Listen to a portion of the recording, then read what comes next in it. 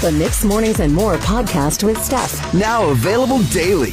Good morning, world. Hello. Welcome to Thursday, October 26th, 2023. And would you look at that? I get a raise. I am on time and I am all by myself. So call me if you want to chat. My girl guides are sending some encouragement to my guest co-host from the last couple days. My boss. A little one last night said she missed Sean and she was mad at him for leaving. And I was like, I miss him too. I'm not mad at him, but I definitely miss him. And then she proceeded to tell me how my boss and I could improve our co-hosting. And I'll leave those words to our private conversation. But at the end of the night, she was passing out Halloween treats to everyone, and she gave me 2. And she's like, 1 for you and 1 for your boss, okay? I'll be sure and give it to him. Maybe candy's what we need to loosen up a bit. A little sugar encouragement, they say. I made my cannelloni debut last night. You know those tubes of stuffed pasta with sauce all around them that you kind of only get in an authentic Italian restaurant? And then they only bring you 2 little tubes and you wonder if it's going to be enough food for you? Yep. I made those.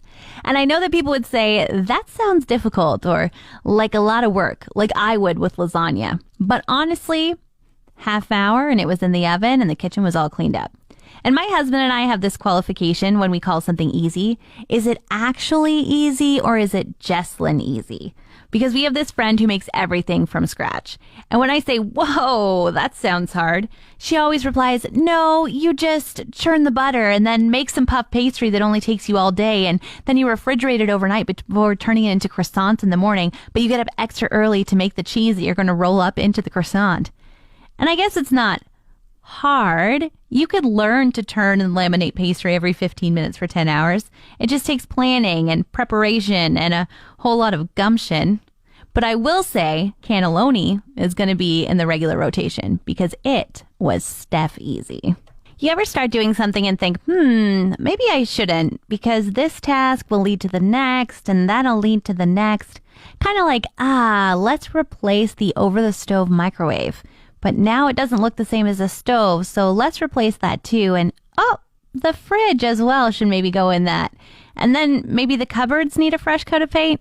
Okay, maybe it's not that extreme, but last night my husband decided to watch the first Iron Man. And then he said, oops, guess I need to watch the next one. And suddenly he's got 32 movies to catch up on. If you give a mouse a cookie. I've never been a big dress up for Halloween person. And I do dress up. I just never quite realized that Halloween has arrived until it does. And then it's like, oh, shoot, what do I have in my closet that could turn me into something? And I remember when I was a kid, I was kind of too old for going trick-or-treating. It was like the last year and thought I was going to stay home and hand out candy. Changed my mind at the last second. And my mom was like, oh, we have this Santa suit in the basement. You could be Santa. What a bad choice. I said, yes, great idea, Mom. And I put on this Santa suit. And then I went and knocked on people's doors and said, trick or eat. And pretty much every single house said, aren't you supposed to bring us presents? It was awful. But this coming Tuesday is Halloween, and I am going to dress up. I still haven't decided yet, but at least maybe this is my warning, what I'm going to wear. But we're going to be going out trick-or-eating. And so we will be knocking on doors and asking for non-perishables so that we can give them to the Wood Buffalo Food Bank. We can help out the community. And so if you are able to, we'll be heading around Avocen. And if you don't live in Avocen, but you're like, I want to help, we would love to come to your house as well. So you can head on over to our website, mix1037fm.com, and register your address. And I promise we'll show up and I will not be dressed like Santa. The list of restaurants and places women don't want to go on a first date is circulating socials, and I am so confused. Here's the gist of the list. There's the Cheesecake Factory, the Olive Garden, the movies, IHOP, Denny's, the gym, Starbucks. They don't want to go on an ice cream date or a coffee date. And I'm confused because they haven't given a reason for these things. And I just feel like Starbucks is kind of the perfect first date. You buy somebody an expensive coffee, you sit and chat for a while. If it's not going anywhere, well, you only have till the bottom of your cup to get out of there. Or you can people watch, or you can comment on the crazy drinks that people order with all of the pumps of this and the pumps of that. And oh my gosh, it's $15 for a coffee. You know, I think this is a great place to have a first date. Definitely don't want to go to a movie if you want to have a chat, but the list, like the Cheesecake Factory, what's wrong with the Cheesecake Factory? $12 piece of cheesecake and a little conversation. They have some pasta there. That doesn't sound too bad. A buffet. okay, maybe you don't want to eat too much in front of your date on the first time, but honestly, like, it's 2023. Do we really care how much other people eat still?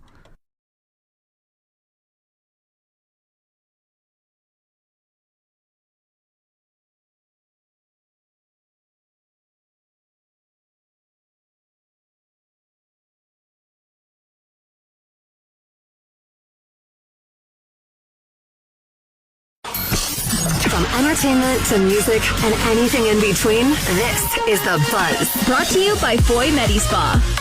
Beyonce is holding 2 premieres for her Renaissance film, both with dress codes. Attendees in Los Angeles will be expected to dress with cozy opulence, and in London, formal opulence. Had to look up what opulence meant. Great wealth or luxuriousness. So, cozy, luxurious wealth. What is that? The $500 leggings that look like they're the $20 ones and an oversized cashmere sweater? Maybe a baseball hat that looks like you haven't washed your hair in a week, but you actually went to the salon to get it styled that way?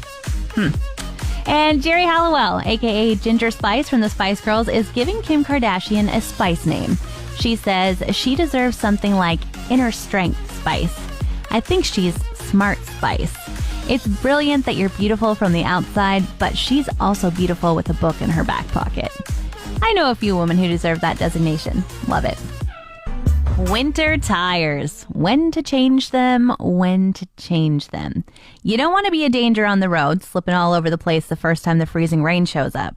But you also don't want to tempt the weatherman. Change them too early and he's like, you're prepared. Let's test those babies out. I think I actually changed them correctly this time. It's supposed to be when the temperature is consistently below 7 degrees.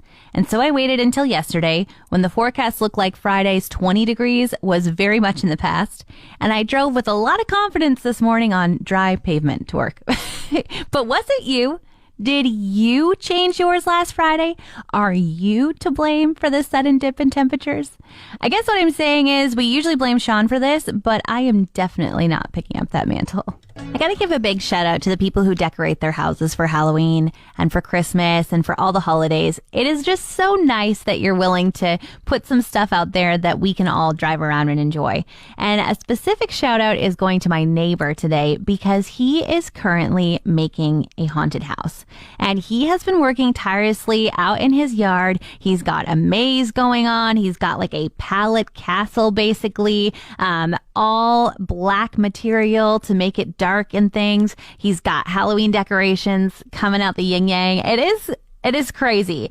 And I just can't believe, he could choose to do anything else, but instead he's going to bring a lot of joy and maybe some scares to kids on Halloween, and I just think that's so awesome. And I want to give also another shout out to Melanie Gallia. She is with Remax and she makes a light tour map every year, and previously it was Christmas lights, but now she's expanded to Halloween. I think this is at least her second year doing that, and so you can go to ymmlights.com if you're looking for all of the best decked out Halloween houses, and you can find that there. But also, if your house is going to be wheelchair accessible this year, if you are able to make it so that everyone can come up your walk and get some Halloween treats, they have signs at their office that you can pick up that say wheelchair accessible. So folks who need that are able to know this is a place that we can stop by on Halloween night. So really, really cool. I'm going to post a picture of one of the signs you can get over on our socials. A big good morning to you. We have our friends Cathy Steves and Bob McKayen with us from Fort McMurray, Wood Buffalo United Way. Good morning to you both. Good morning. Good morning. All right, now we've got a campaign update. We've been doing this every Thursday, and you just came off a great event this weekend. How'd it go? Oh, it was so much fun. We hosted a Halloween event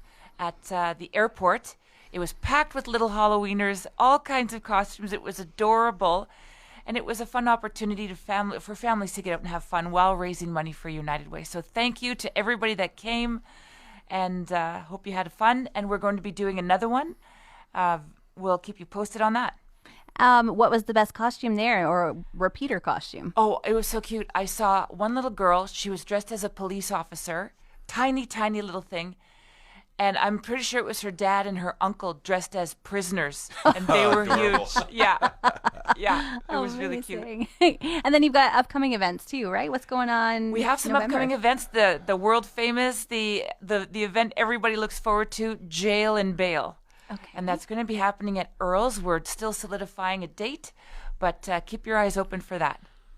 And then how are we doing with the campaign? Now people can donate just to the campaign or they can attend events to help raise the funds here. But you have a kind of like a little secret going on to really help the donations. Yes. Yeah. No, thanks for asking. No, it's going well. Again, it could always be better. We always say that there until we hit our goals, it could always be better. So no, this is a quick reminder to everybody. Like, the goal here is to, if we can get everybody to donate to $200. And if they do that $200, there is a tax credit via the federal government and the provincial government that adds up to $150. So at the end of the day, that $200 only cost you $50. So, and again, folks, it's going to a great cause. 1 in 4 Fort McMurrayans use United Way's programs that they support. So again, if you can, please do. And when does the campaign end? How long do we have? Into November, but I mean, Fort McMurray is known for waiting to the end, but we don't want them to. If you can, folks, please visit us on Google. Visit with Buffalo Fort McMurray United Way on Google. You'll find us there, and please donate either online or give us a call, and see what you can do from there. Yes, thank you so much for that. It's like leaving money on the table. You want to take advantage of these tax credits because it's really a great deal. And we calculated that if half the population of Fort McMurray gave $200, we'd reach our goal. Oh, wow. Okay. Yeah. That's pretty great. Well, thank you so much, Cathy and Bob, for coming in. We're going to come in next Thursday again, right? Absolutely. Yes, we are. All right, perfect. We'll see you then, and good luck with the campaign. Thank you so much. Have a good day. Bye.